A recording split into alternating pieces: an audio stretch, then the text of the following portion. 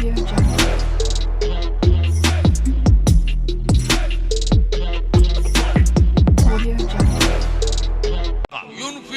के तहत ഈ ചെലവഴിക്കുക യുൻഫിഖൂനിന്റെ പേരിൽ दौरे हाज़िर में ഈ കാലഘട്ടത്തിൽ इन्फाक क्या है मुसलमान को नहीं मालूम, ചെലവഴിക്കൽ എന്താണെന്ന് മുസൽമാൻ അറിഞ്ഞുകൂടാ, ज़कात क्या है मुसलमान को नहीं मालूम, സക്കാത്ത് എന്താണെന്ന് മുസൽമാൻ അറിഞ്ഞുകൂടാ, ईसार क्या है मुसलमान को नहीं मालूम, ഈസാർ എന്താണെന്ന് മുസൽമാൻ അറിഞ്ഞുകൂടാ, वाखिरुल्लाह ഖറദൻ ഹസന क्या है नहीं मालूम मुसलमान, വഅഖ്രിദുല്ലാഹ ഖർളൻ ഹസന അല്ലാഹുവിന് കടം കൊടുക്കുന്ന കടം എന്താണെന്ന് അറിഞ്ഞുകൂടാ. है मुसलमान।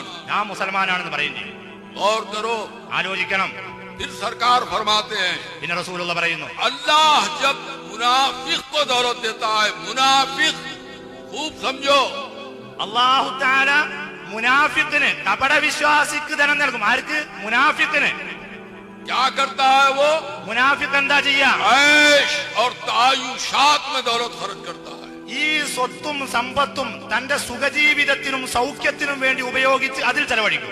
मेरी जिंदगी जिंदगी है, എന്റെ ജീവിതമാണ് ജീവിതം. घर है, मोटर है, बंगले है, दुकान है, बाग है, ये तायुशात पर खर्च करता है। എനിക്ക് കാറുണ്ട്, വീടുണ്ട്, ബംഗ്ലാവുണ്ട്, സൗകര്യങ്ങളുണ്ട്.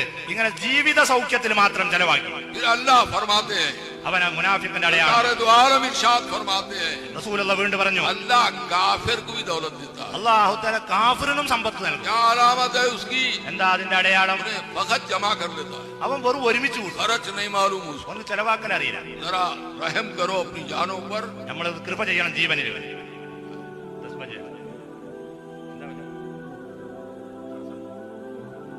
चूंकि 10 बजे तक टाइम है, 10 മണി വരെയാണ് സമയം.